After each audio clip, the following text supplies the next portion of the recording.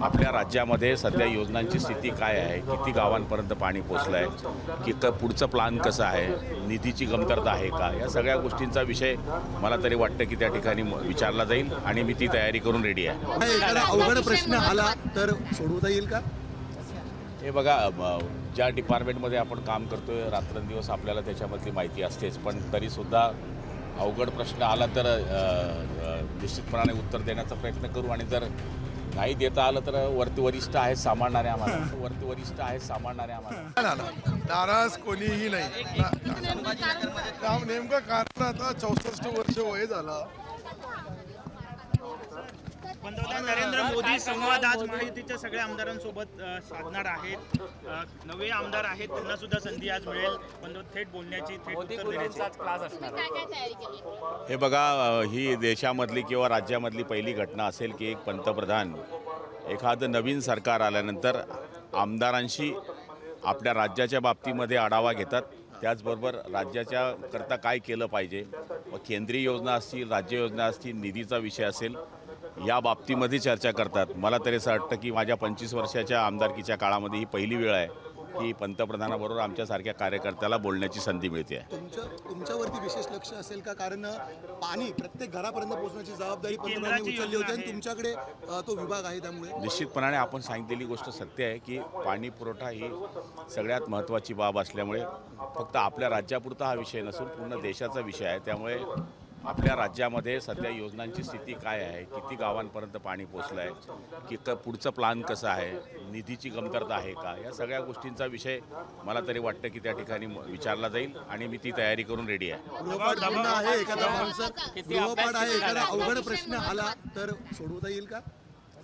हे बघा, ज्या डिपार्टमेंटमध्ये आपण काम करतोय रात्रंदिवस आपल्याला त्याच्यामधली माहिती असतेच, पण तरीसुद्धा अवघड प्रश्न आला तर निश्चितपणाने उत्तर देण्याचा प्रयत्न करू आणि जर नाही देता आलं तर वरिष्ठ आहेत सांभाळणारे आम्हाला. सर, स्मारकाचा विषय चर्चेत आलेला आहे. उद्धव ठाकरेंना हटवावं अध्यक्षपदावरनं बाळासाहेब ठाकरे स्मारकाची अशी मागणी केली जाते, मात्र आदित्य ठाकरे या स्मारकाच्या अध्यक्षपदी आहे. बस, स्मारक हे शासनाने केलेलं स्मारक आहे, हे कोणत्या कुटुंबाने केलेलं स्मारक नाही आहे.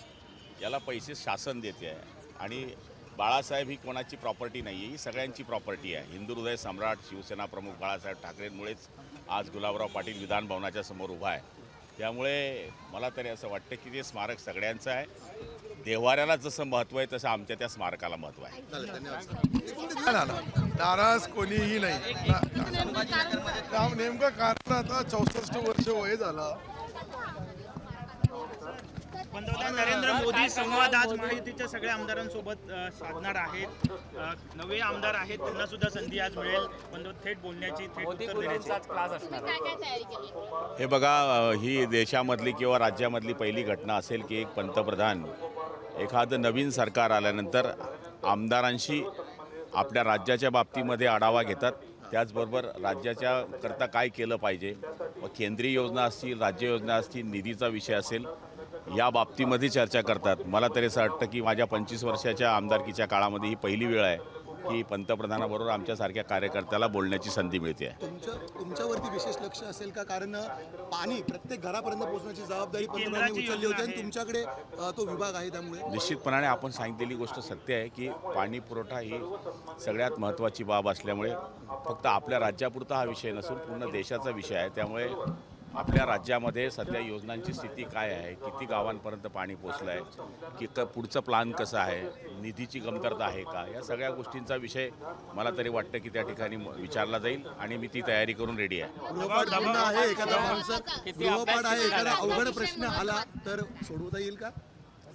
हे बघा, ज्या डिपार्टमेंटमध्ये आपण काम करतोय रात्रंदिवस आपल्याला त्याच्यामधली माहिती असतेच, पण तरीसुद्धा अवघड प्रश्न आला तर निश्चितपणाने उत्तर देण्याचा प्रयत्न करू आणि जर नाही देता आलं तर वरिष्ठ आहेत सांभाळणारे आम्हाला.